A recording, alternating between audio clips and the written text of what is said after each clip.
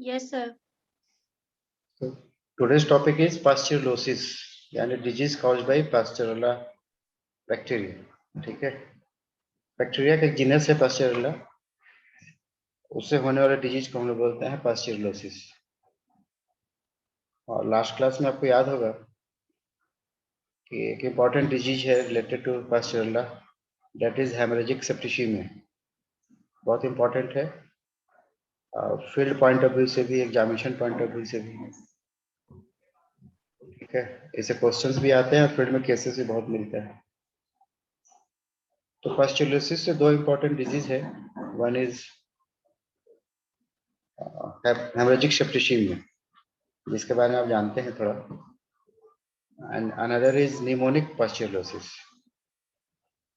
एक है haemorrhagic septicaemia and the other is pneumonic पास्चुरेलोसिस।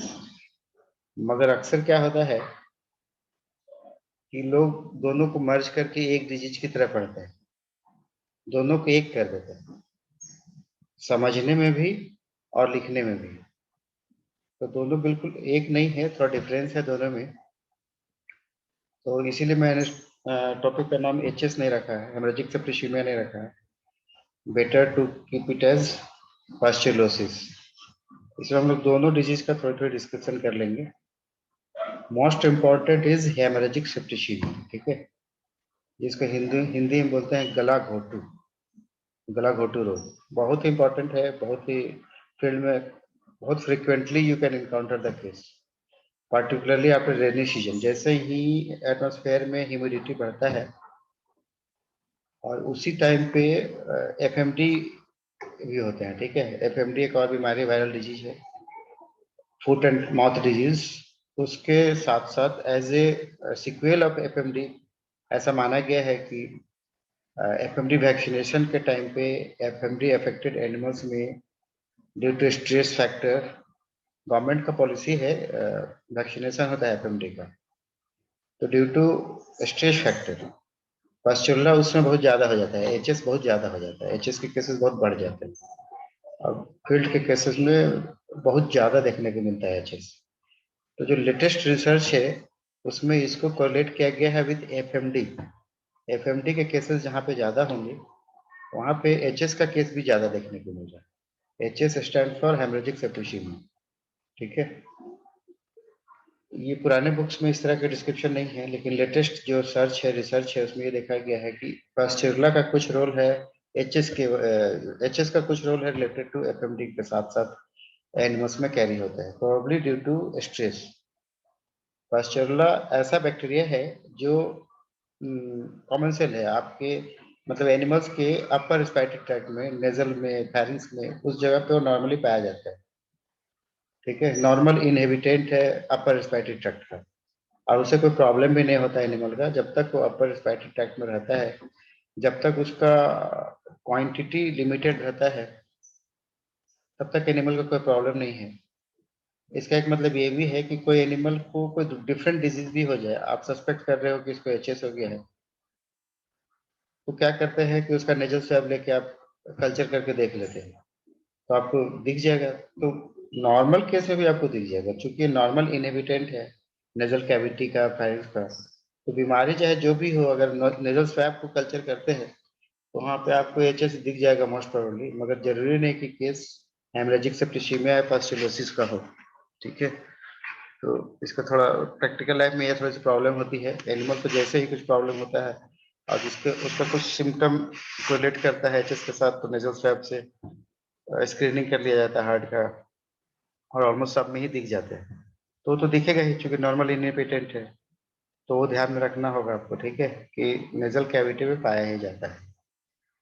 तो दूसरी बात ये है कि जैसे मैं पिछली बार भी कह रहा था कि जो एचएस है, हेमरेजिक सेप्टिसीमिया, ये पैराक्यूट केस, पैराक्यूट डिजीज है या एक्यूट डिजीज है। With in hours, with in 10 to 12 hours death हो सकता है एनिमल का। ठीक है, अनलेस बेटर ट्रीटमेंट नहीं मिले और प्रॉपर डायग्नोसिस नहीं हो, बेटर ट्रीटमेंट नहीं मिले, तो एनिमल का डेथ हो जाता है। ठीक है, हाईली पैराक्यूट है। ठीक, और जैसा कि बैक्टीरिया है पास्चुरेला, मैंने आपको पहले ही बताया कि सफिक्स जब एलर लग जाता है तो ग्राम नेगेटिव बैक्टीरिया हो जाते हैं। इसका मतलब ये हुआ कि इंडोटॉक्सिन्स मेजर रोल प्ले करेगा, ठीक है। इंडोटॉक्सिन्स का मेजर रोल है इसमें। और सबसे जरूरी बात यह है कि हेमरेजिक सेप्टिसिमिया और निमोनिक पास्चुलोसिस दो अलग अलग बीमारियां हैं, लेकिन उसको समझदारी कुछ ऐसा है, कुछ इस तरह कंसेप्ट बन जाते हैं, लगता है दोनों एक ही, दोनों को मर्ज कर देते हो। थोड़ा सा यहीं पे मैं आपको क्लियर कर दूं कि हेमरेजिक सेप्टिसिमिया एक सेप्टिसिमिक डिजीज है। इसका मतलब एवरी बॉडी ऑर्गन में चेंजेस मिलते हैं। निमोनिक पास्चुलोसिस में निमोनिया मेन साइन हो जाता है। हेमरेजिक सेप्टिसिमिया में निमोनिया नहीं होते, प्योर एचएस में निमोनिया नहीं होता, निमोनिक पास्चुलोसिस में निमोनिया होता है।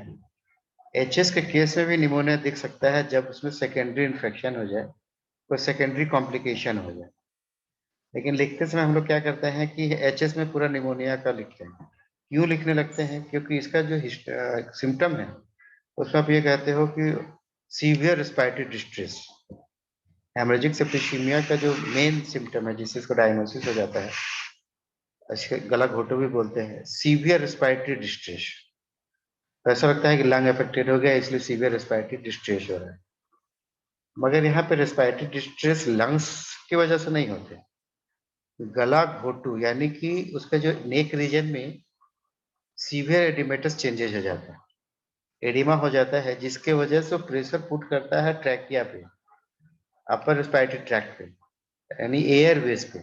लंग्स का इन्वॉल्वमेंट नहीं है, जो एयरवेज है, ट्रैकिया है, उसके ऊपर एक एक्सटर्नल प्रेशर पुट करता है, जिसके वजह से obstruction of respiration, inhalation, expiration का प्रॉब्लम होता है। लंग्स में प्रॉब्लम नहीं है, ठीक है।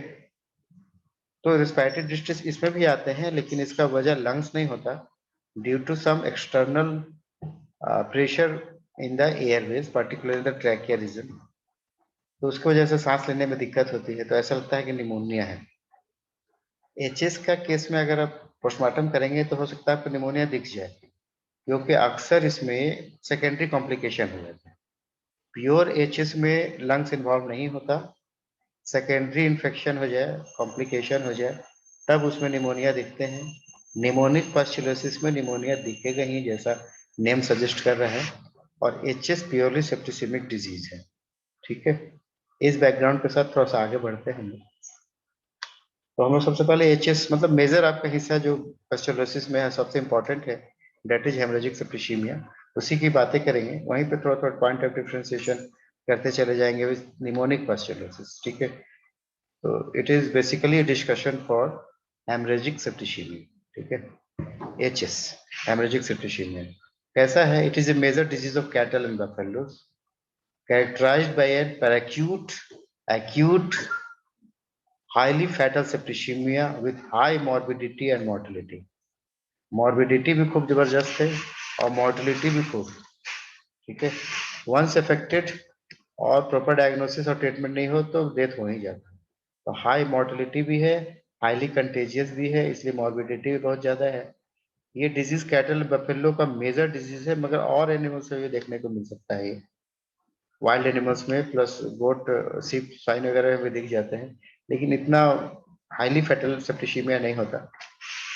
इसीलिए लिखा है it is a major disease of cattle buffaloes, ठीक है।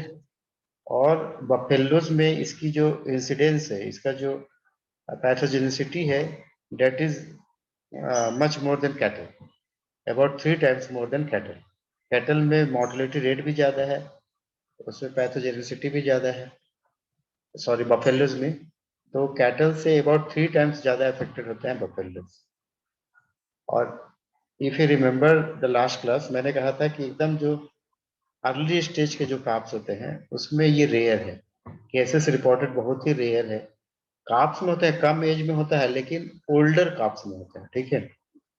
ज्यादातर केसेस आपको काप्स में ही दिखेंगे, मगर ओल्डर काप्स में, न्यूली बॉर्न काप्स में यूजुअली नहीं होता, बहुत रेयर रिपोर्टेड है।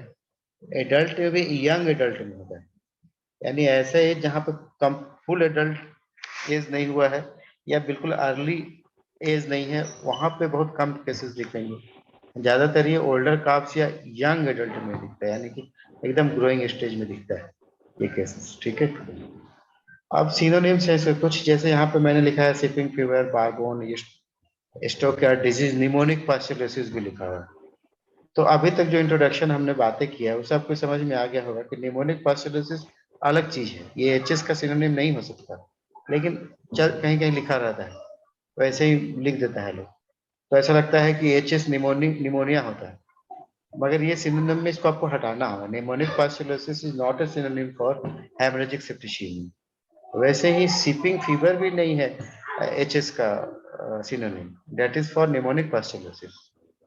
ठीक है, ये फैक्ट है कि एचएस तभी होगा जब बॉडी एक्सट्रीम स्ट्रेस में चला जाता है।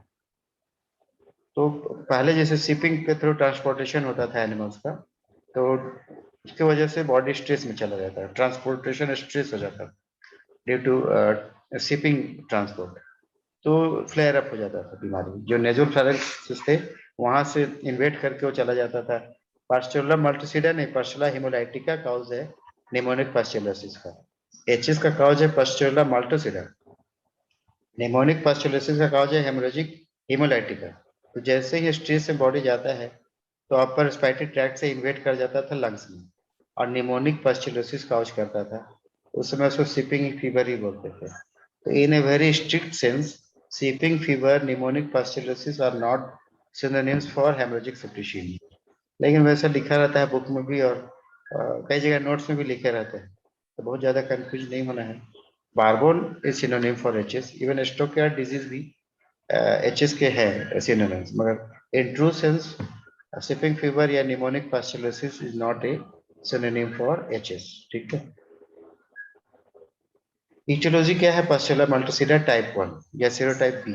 ठीक है, टाइप 1 या सीरोटाइप बी पहले ऑब्जेक्टिव में आया करता था। पास्चुला मल्टीसीडा टाइप 1, टाइप 2, टाइप 3 इस तरह से, या सीरोटाइप ए बी इस तरह से। तो Pasteurella multocida type 1 serotype B से होता है, जो कि ग्राम नेगेटिव है, and it is a common cell in the nasopharynx of animals, जो मैंने आपसे पहले बताया कि अपर रेस्पिरेटरी ट्रैक्ट में नॉर्मली पाए जाते हैं, उनको सिर्फ मौका चाहिए, अपॉर्चुनिटी चाहिए फ्लेयर अप होने के लिए। ठीक है, इस बैक्टीरिया का क्लासिफिकेशन करते करते थे कार्टर एंड हेडलस्टन सिस्टम के थ्रू। आजकल एक नया क्लासिफिकेशन आ गया है, नोमाइका कार्टर सिस्टम। ठीक है, तो जैसे पुराना जो था कार्टर एंड हेडलस्टन सिस्टम, उसमें ये जो एशियन सीरोटाइप है उसको B2 से डिनोट करते थे, B2, और लेटेस्ट सिस्टम में 6B हो गया है एशियन टाइप। अफ्रीकन सीरोटाइप में E2 है या 6E है। ठीक है, यानी serotype B and type 1 objective के लिहाज से ऐसे याद रखिए, और कॉम्पिटिटिव एग्जाम में ये B2 या 6B इंपॉर्टेंट है। ठीक है, B2 और 6B, यहाँ पे एक अल्फाबेट है और एक नंबर है। ठीक है, तो जो नंबर है, एक 1 स्टैंड्स फॉर द, उसका दोनों एंटीजन है बेसिकली, एक सोमेटिक एंटीजन है और एक कैप्सुलर एंटीजन। जो नंबर है that is for the capsular antigen, जो ये लेटर है that is for capsular antigen, और जो नंबर है that is for the somatic antigen. Based on the basis on the antigens उसका सीरोटाइपिंग किया गया है B2। ठीक है, ऑब्जेक्टिव के पॉइंट ऑफ व्यू से ये इंपॉर्टेंट है।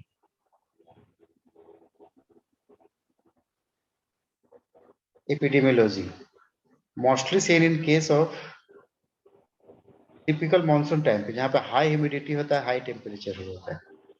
हाई ह्यूमिडिटी यानी आफ्टर रेनी सीजन इसके केसेस बहुत बढ़ जाते हैं। High humidity and high temperature favours outbreak of haemorrhagic septicaemia. ठीक है, however with climate change incidence of disease may occur any month of the year।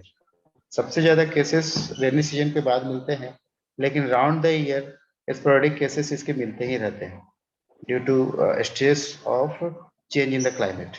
ठीक है, rainy condition and high humidity facilitate transmission. ठीक है, ये important है इस समय। ये एकदम बहुत अच्छा वे भी है for diagnosis of the disease. इसी टाइम पे एचएस के केसेस बहुत बढ़ जाते हैं, तो एक आइडिया लग जाता है। ठीक है, और morbidity is higher when animals are herded closely, इसीलिए स्टोक्यार्ड डिजीज भी बोलते हैं। बहुत क्लोज स्पेस नहीं दिया है आपने हर्ड में, बहुत ज्यादा एनिमल है, स्पेस कम है, रियरिंग कंडीशन पुअर है, वेट कंडीशन है, तो चांसेस बढ़ जाते हैं। And mortality is about 100%। Mortality is nearly 100% unless the animal is treated very early in the disease. ठीक है, unless the animal is treated very early in the disease.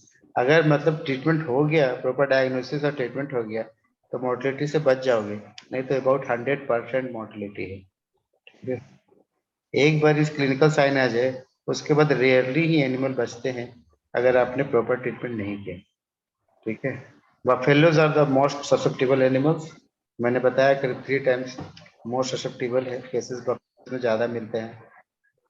Chronic cases usually नहीं मिलते, cattle और buffalo में पैराक्यूट acute ही मिलते हैं, usually chronic cases नहीं मिलते। और दूसरा है कि नॉर्मल इमिटेंट है, इसका मतलब ये हुआ कि they also act as reservoir of infection. Cattle affected भी है, बफेलो अफेक्टेड भी है, प्लस वो रिजर्वायर्स भी है, अफेक्शन भी हो सकता है और एज ए रिजर्वायर भी एक्ट करता है। और इंसानों में क्लस्ट्रोडिया मल्टीसिडा से कोई डिजीज नहीं होता, no human infection. Related to transmission by direct contact with infected animals और ऑन फॉर्माइट्स। तो मेन जो इसका रूट ऑफ ट्रांसमिशन है, दैट इज इनहेलेशन। इंजेक्शन से भी हो सकते हैं, इनहेलेशन से ज़्यादा होते हैं, और कोई ज़रूरत भी नहीं है ट्रांसमिशन का, क्योंकि वो नॉर्मल इंडिपेंडेंट है ही एनिमल्स के अंदर, वो पाए ही जाते हैं। बाहर से आ सकता है, बाहर से बाई इंजेक्शन और इनहेलेशन, मगर यूजुअली होते ही हैं एनिमल्स के अपर रेस्पिरेटरी ट्रैक्ट में, सिर्फ उसको मौका चाहिए, अपॉर्चुनिटी चाहिए। इन इन टर्म्स ऑफ स्ट्रेस, उसको स्ट्रेस दे दो, बॉडी स्ट्रेस हो जाए, या तो ट्रांसपोर्टेशन स्ट्रेस हो जाए, या न्यूट्रिशनल स्ट्रेस स्ट्रेस हो जाए, या कोई दूसरा बैक्टीरियल इन्फेक्शन है उसका स्ट्रेस हो जाए, या मैनेजमेंटल स्ट्रेस हो जाए, या क्लाइमेट चेंज का स्ट्रेस हो जाए, किसी भी तरीके का बॉडी स्ट्रेस में चला जाए, तो बैक्टीरिया को ये मौका मिल जाता है to flare up and cause the disease. Regarding pathogenesis, ठीक है, remain as commensal in terminal bronchial and alveoli and cannot invade lungs due to pulmonary defense mechanism. ये जो टर्म है that is more suitable for pneumonic pustulosis यानी पास्चुला हेमोलाइटिका, कि ये lungs के अंदर होते हैं, terminal bronchial and alveoli, alveoli में है, मगर वहां पे कोई कंडीशन क्रिएट नहीं कर पा रहा है क्योंकि उसको मौका नहीं मिल रहा। सेकेंड चीज ये लिखते हैं, they cause destruction of ovine mononuclear leukocytes of blood and macrophages. इसका मतलब ल्यूकोटॉक्सिन से रिलीज करता है। ये टर्म एचएस के लिए सूट नहीं करता, ये पैथोजेनेसिस एचएस के लिए सूट नहीं करता। एचएस का अगर आपको प्योर पैथोजेनेसिस लिखना है, तो उसमें से आपको ये लिखना होगा कि इन केस ऑफ एचएस, जो पास्चुला मल्टीसीडा है का जो देखो, इस बैक्टीरिया के पास जो फैक्टर्स है जो इसको मदद करता है, उसमें उसका फिमरिए है, उसका एंडोटॉक्सिन है, उसके कैप्सूल्स है, ये सब उसको मदद करता है। तो सबका थोड़ा थोड़ा लिख दो। फिमरिए का आप जानते हो, दैट हेल्प्स इन एडेशन, कहाँ पे एडेशन होना है उसमें उसका रोल है। कैप्सूल का काम क्या होता है, to invade escape body defence system, body defence system से बच जाता है। और जो इंडोटॉक्सिन है, जो एलपीएस नेचर का इंडोटॉक्सिन है, उसका अमाउंट बॉडी में वाइड स्प्रेड सेप्टिसिमिक चेंजेस लाता है और सेप्टिक शॉक हो जाता है। प्लस जो नेक रीजन में आपका जो इडिमेटस चेंज हो रहा है, दैट लीड टू एस्फाइक्सिया। ठीक है, तो due to toxaemia and due to asphyxia leading to hypoxia. तो toxaemia plus hypoxia can be cause of death in the cattles in case of Pasteurella multocida. मगर अगर ये जो इसमें लिखा हुआ है, that is for Pasteurella haemolytica, Pasteurella haemolytica में एक खास चीज और हो जाता है कि उसके पास एक टॉक्सिन है, ल्यूकोटॉक्सिन, जो मल्टीसीडा में नहीं है, हेमोलाइटिका में है। तो जब वो ल्यूकोटॉक्सिन ल्यूकोसाइट्स पे अटैक करेगा, जब ल्यूकोसाइट्स अटैक होते हैं, जब टूटने लगते हैं मैक्रोफेजेस, तब वहां से वेजोएक्टिव एमिन्स निकलते हैं, जैसे हिस्टामिन एंड प्रोस्टाग्लैंडिन्स। इसके वजह से लंग्स में फाइब्रोब्लास्टिक चेंज, मतलब सीवियर इन्फ्लेमेटरी चेंजेस आते हैं लंग्स में, और सीवियर डिपोजिशन ऑफ फिब्रिन होता है। यानी निमोनिक पास्चुलोसिस में अगर आप लंग देखेंगे तो पूरा फिब्रिन से भरा होगा लंग, ठीक है, फिब्रिन डिपोजिशन। वैसे भी जब एजेंट बहुत ही ज्यादा पोटेंशियल हो तो वहां पे जो इन्फ्लेमेटरी एक्सुडेट होते हैं वो फिब्रिन होता है, ये पहले से ही आपको पता है। इस स्लाइड में जो पैथोजेनेसिस लिखा हुआ है डेट इज फॉर निमोनिक पास्चुलोसिस, इसका कोई लाइन आपको वहां पे नहीं लिखना है। और एचएस, एचएस के लिए आपको बेसिकली लिखना है fimbriae helps in addition, capsule help to escape the blood immune system, और the endotoxins causes the wide spread systemic effect and haemorrhages. ठीक है, तो वो लिखना है। अगर निमोनिक पास्चुलोसिस की बात होगा तो उसमें एक चीज आपको ऐड करना होगा, दे रिलीज ल्यूकोटॉक्सिन, यानी डब्ल्यूबीसी को तोड़ने का टॉक्सिन रिलीज करते हैं। और due to damage of the macrophages and leukocytes, vasoactive amines जैसे कि हिस्टामिन प्रोस्टाग्लैंडिन रिलीज होते हैं, and that leads to severe inflammatory changes in the lungs. तो लंग्स में चेंजेस हो रहा है तो निमोनिक पास्चुलोसिस। अगर सेकेंडरी कॉम्प्लिकेशन हो गया एचएस में तभी आपको लंग्स इन्वॉल्व देखेंगे। ठीक है, finally death is due to hypoxia and toxaemia. Death is due to hypoxia and toxaemia. Next, clinical diagnosis मतलब सिम्टम्स। एक्यूट होते हैं, पैरा एक्यूट होते हैं। बफेलोज आर मोर ससेप्टेबल, उसमें ज्यादा सीवियर फॉर्म में आते हैं। फीवर होगा, बहुत हाई फीवर होता है, बहुत हाई सलाइवेशन होता है, सीवरिंग होता है, और सबसे इंपॉर्टेंट ये है कि इडिमेटस स्वेलिंग हो जाता है इन द फेरेंजियल रीजन।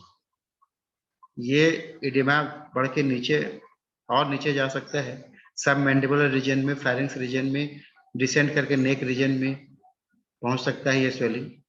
तो इडिमेटस स्वेलिंग हो जाता है, जितने विजिबल म्यूकस मेम्ब्रेन होंगे सब कंजेस्टेड हो जाएगा, और सीवियर रेस्पिरेटरी डिस्ट्रेस होता है, घड़ सी आवाज आती है, and the animals die within 6 to 24 hours.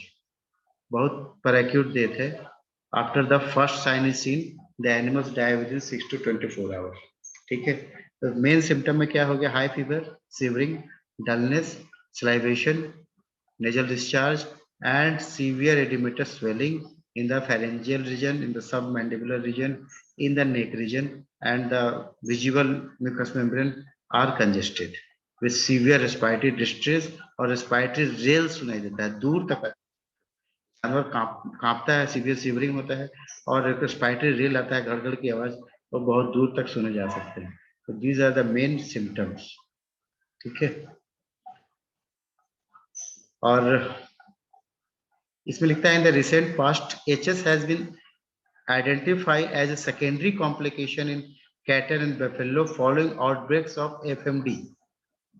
आजकल जो नया सर्च है उसमें ये देखा गया है कि due to complication created by viral disease FMD, या कोई और डिजीज जो रेनी सीजन में हो रहा है, मानसून में हो रहा है, that leads to stress and flare of the case of the HS. HS के केसेस बहुत ज्यादा देखने लगते हैं। ठीक है,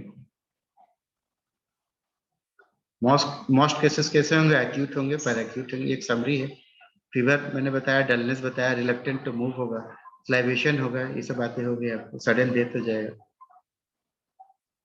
इस डायग्राम में देखो, डिप्रेस्ड है एनिमल, हाई फीवर है, और इसका थ्रोट रीजन में देखिए यहाँ पे स्वेलिंग हो रहा है, सबमैंडिबुलर एरिया में स्वेलिंग दिख रहा है।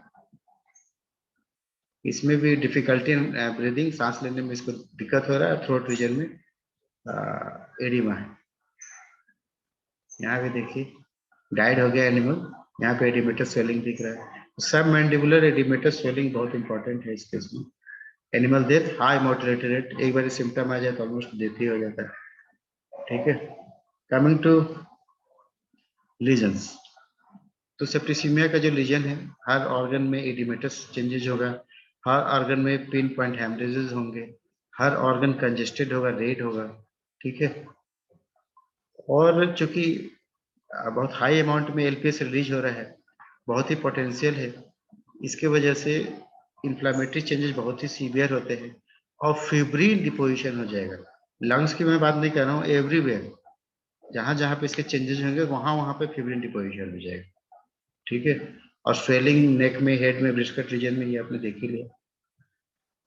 और इस एडिमेटस वाले चेंजेस को अगर आप कट करेंगे जहां पे एडिमेटस है, तो straw coloured fluid, gel like straw coloured fluid दिखता है। ठीक है, तो petechial haemorrhage throughout the body, जो कैविटीज के फ्लूइड होते हैं उसमें थोड़ा ब्लड आने लगता है, ब्लड टिंज्ड हो जाते हैं। लिम्फ नोड स्वेलन हो जाते हैं, पार्टिकुलरली जो फेरेंजियल और सर्वाइकल एरिया के जो लिम्फ नोड्स है उसमें एडिमेटस स्वेलिंग कंजेशन हो जाता है। निमोनिया और गैस्ट्रोएंटेराइटिस हो सकता है आफ्टर सेकेंडरी कॉम्प्लिकेशन। ठीक है, तो ऐसा कोई भी चेंज नहीं है अदर देन सब मैंडिबुलर जेलेटिनस एडिमेटस स्वेलिंग जो खास बनाता है एचएस को। सब सेप्टिसीमिया में तो यही होता है, सारे सेप्टिसीमिक चेंज ही होते हैं, कोई स्पेसिफिक नहीं होता other than severe swelling in the submandibular region. एक सेप्टिसीमिया का जो भी चीज होता है, all lesions are consistent with severe endotoxic shock and massive capillary damage। इसके जो एलपीएस है उसका ये क्षमता होता है वेस्कुलर एंडोथेलियम को ब्रेक डाउन करने का। वेस्कुलर एंडोथेलियम ब्रेक डाउन होने से पिन पॉइंट हेमरेजेस और एडिमेटर स्वेलिंग पूरी बॉडी में दिखने लगते हैं। ठीक है, तो एंडोटॉक्सिक शॉक है, एंडोटॉक्सिमिया की वजह से शॉक में चला जाता है बॉडी। मैंने क्या कहा, वाइड स्प्रेड हेमरेजेस, एडिमा है ना, swelling of head neck, petechial haemorrhage throughout the body, ये सब बातें हो गई अब। ठीक है, इसमें देखो ये नेक वाला एरिया जहाँ पे एडिमेटर स्वेलिंग होता है उसको कट ओपन कर दिया गया है, उसको काट दिया गया है ताकि आप अंदर की चीज देख सके। तो आप देख सकते हैं straw coloured gelatinous fluid like mass, straw coloured है, जेल की तरह है, और उसमें कहीं कहीं पे हेमरेजेस, मल्टीफोकल हेमरेजेस। तो ये मेन साइन है अफेक्टेड एरिया का। सब क्यूटेनियस एरिया में स्किन हटाएंगे तो जेल लाइक एडिमेटस फ्लूइड दिखेगा आपको। ठीक है, एपिकार्डियम ये हार्ट है, हार्ट के ऊपर, ये हार्ट है, हार्ट के ऊपर आप देख सकते हो हेमरेजेस, एक दूसरे से खोल, ऐसा लग रहा है बड़े बड़े एकाइमेटिक हेमरेजेस हैं। तो बड़े बड़े हेमरेज दिखेंगे आपको एपिकार्डियम में फैट के ऊपर। ठीक है, इडिमा जो हम लोग बातें कर रहे थे हेड नेक रीजन में, एडिमेटस इडिमा हो जाएगा जेल लाइक। और ये देखो ये है लंग, लंग में सीवियर डिपोजिशन ऑफ फिब्रिन। तो इस तरह के केसेस आपको निमोनिक पास्चुलोसिस में दिखता है। ये फाइंडिंग निमोनिक पास्चुलोसिस का है, ये एचएस का नहीं है। लंग्स में आपको दिख रहा है severe deposition of light yellowish colour fibrin, सिर्फ लंग्स में नहीं पूरे थोरेसिक कैविटी में। तो एचएस में भी दिख सकता है सेकेंडरी कॉम्प्लिकेशन में, लेकिन ये जरूर दिखेगा निमोनिक पास्चुलोसिस में, लंग्स में इस तरह के चेंजेस। ठीक है, इसमें भी देखिए लंग्स में ज्यादा चेंजेस नहीं दिख रहा है, ये एचएस का केस है, लंग्स में पिंकी सी है, ज्यादा प्रॉब्लम नहीं है, लेकिन सराउंडिंग द थोरेसिक कैविटी उसमें फिब्रिन डिपोजिशन, ये सब फिब्रिन है, हार्ट के ऊपर लंग्स के सराउंडिंग फिब्रिन डिपोजिशन। इससे भी लंग्स के ऊपर में फिब्रिन चेंजेस दिख रहा है आपको, यहाँ भी देखिए फिब्रिन के चेंजेस दिख रहे हैं, फिब्रिनस। ठीक है, अगर आप हिस्टोपैथोलॉजी कर लीजिए, हिस्टोपैथोलॉजी करने का अगर फैसिलिटी है तो आप देखोगे एबव द प्लूरा, प्लूरा है, प्लूरा के ऊपर ये जो लाइट कलर वाला है ये फिब्रिन डिपोजिशन हो रहा है। तो प्लूरा खुद ही ठीक हो जाता है ड्यू टू इन्फ्लेमेटरी चेंजेस, बहुत सारे इन्फिल्ट्रेशन ऑफ डब्ल्यूबीसी हो रहे हैं तो ये थिकनिंग हो जाएगा, प्लस उसके ऊपर एक लेयर बन जाता है फिब्रिन का। तो ऐसे डायग्नोस हो सकता है हिस्टोपैथोलॉजी से। रिगार्डिंग डायग्नोसिस, ठीक है, तो इसमें लिखता है Pasteurella multocida is not always found in blood samples before the terminal stage of disease. कहने का मतलब है कि जिस टाइम पे पस्चुल यानी बैक्टीरिया पूरी बॉडी में फ्लेयर अप होता है उस समय इमीडिएट डेथ ही हो जाते हैं। इसका मतलब अगर अर्ली साइंस दिख रहे हैं उसमें आप ब्लड सैंपल लेके उसको कल्चर करना चाहोगे या स्टेन करके देखना चाहोगे तो हो सकता है आपको नहीं दिखे। टर्मिनल स्टेज में यानी जस्ट बिफोर डेथ ही ब्लड के सैंपल्स आपके सैंपल की तरह काम करेंगे। अर्ली स्टेज वाले जो ब्लड सैंपल्स होंगे उससे फॉल्स नेगेटिव से रिजल्ट आ जाएगा। ठीक है, डेड एनिमल्स में हेपेनाइज्ड ब्लड सैंपल, डेड एनिमल्स में ब्लड मिलेगा नो डाउट, क्योंकि टर्मिनल स्टेज में ही ब्लड मिलने लगता है। और हार्ट से ले सकते हो, इंप्रेशन स्मीयर भी ले सकते हैं, हार्ट से ब्लड भी कलेक्ट कर सकते हैं। ठीक है, नेजल स्वैब से उसको फर्दर और उसको मतलब ये हो जाएगा कि हाँ हार्ट ब्लड भी मिल रहा है, नेजल स्वैब में भी मिल रहा है। तो नेजल स्वैबिंग भी ले लेते हैं, ठीक है। इसमें इम्पोर्टेंट बात यह है कि ब्लड में आपको मतलब एचएस अफेक्टेड एनिमल्स का ब्लड भी निगेटिव रिपोर्ट दिखा सकता है, अनलेस कि केस बहुत ही एडवांस नहीं है। अर्ली स्टेज में ब्लड फॉल्स निगेटिव रिपोर्ट देगा, आफ्टर डेथ तो कोई प्रॉब्लम नहीं है, उस समय तो पूरा फ्लेयर अप हो जाता है, तो ब्लड सैंपल से भी मिल जाएंगे, नेजल स्वैब से भी मिल जाएंगे। और अगर आपने जुगुलर वेन से लिया है in advance case, blood sample लोगे एडवांस केस में, तब उसमें भी मिल जाएंगे आपको, ठीक है। तो फिर दूसरा तरीका क्या है? दूसरा तरीका है स्प्लीन एंड बोन मैरो, ठीक है। After postmortem spleen and bone marrow ये ऑब्जेक्टिव में आते हैं। Spleen and bone marrow provide excellent samples for the laboratory as these are contaminated relatively late in the postmortem process. यार after PM चूंकि contamination हो जाता है, बहुत सारे बैक्टीरिया का कंटेमिनेशन हो जाता है, तो आप कहीं से कोई सैंपल लोगे तो अदर देन पास्चुला और बहुत सारे बैक्टीरिया आ जाएंगे, पूरा आपका सैंपल ही कंटेमिनेट हो जाता है। तो उसमें अच्छा ये है कि आप स्प्लीन से लीजिए सैंपल या बोन मैरो से, क्योंकि वहां पे कंटेमिनेशन लेट होता है। तो अक्सर कभी कभी क्या होता है कि कोई एनिमल मर जाए और जो वहाँ का डॉक्टर है वो उसको पीएम करता है और किसी वजह से मिस कर जाता है एचएस, लेकिन बाद में उसको लगता है कि नहीं ये एचएस हो सकता है, या किसी एक्सपर्ट को बाद में बुलाया गया हो तो कहेगा कि नहीं ये एचएस का लग रहा है, कुछ आप मिस कर दिए, प्रॉपर सैंपल नहीं लिए हैं। तो जो एनिमल को बरी किया गया है उसको निकाल के उसका बोन भी ले सकते हैं, बोन ले लीजिए, उससे बोन मैरो ले लीजिए, क्योंकि इसमें कंटेमिनेशन बहुत लेट होता है बोन मैरो में। तो बोन भी एक सैंपल है जब लेट हो जाए आपका पोस्टमार्टम, ठीक है। Animals dead have been died for a long time, long bone जैसे कि फीमर या ह्यूमरस को रख सकते हो आप एज ए सैंपल, ठीक है। डायग्नोसिस तो जैसे कि बहुत ही पैथोजेनिक है तो इंक्यूबेशन पीरियड 3 से 5 दिन बहुत जल्दी होता है। इसका जो क्लिनिकल फीचर है सडन डेथ, उसका जो सीजन है किस सीजन में होता है, जो इसका एक्यूटनेस है और जो उसका मॉर्बिडिटी है, जो एडिमेटस स्वेलिंग है, जो हाई फीवर है, जो रेस्पिरेटरी डिस्ट्रेस है, वो सब आपको मदद करता है उसको डायग्नोसिस में। लीजन्स जो सेप्टिसिमिया के लीजन्स है दे आर हाईली सजेस्टिव, मगर उसको कंफर्म करने के लिए आपको आइसोलेशन या मॉलिकुलर टेक्निक यूज कर सकते हो। आइसोलेशन एंड आइडेंटिफिकेशन में सबसे इंपॉर्टेंट ये है स्मीयर फ्रॉम हार्ड ब्लड। अगर आप पीएम कर रहे हो तो हार्ड ब्लड से इंप्रेशन स्मीयर बना लो, या लंग से बना लो, या स्प्लीन से बना लो, या लीवर से बना लो। मरने के तुरंत बाद, ज्यादा देर के बाद वो कंटेमिनेट हो जाते हैं। With in few hours of death impression smear बना लीजिए। मिथाइलिन ब्लू रिकमेंडेड स्टेन है, अगर मिथाइलिन ब्लू नहीं है तो आप लिस्मेन से भी कर सकते हो, ग्राम से भी कर सकते हो। तो आपको दिखेगा ग्राम नेगेटिव बाईपोलर, सबसे इंपॉर्टेंट है सेफ्टी पिन अपीयरेंस, यानी बाईपोलर छोटे छोटे वेसिलाई, शॉर्ट फोको वेसिलाई, शॉर्ट वेसिलाई मतलब फोको वेसिलाई।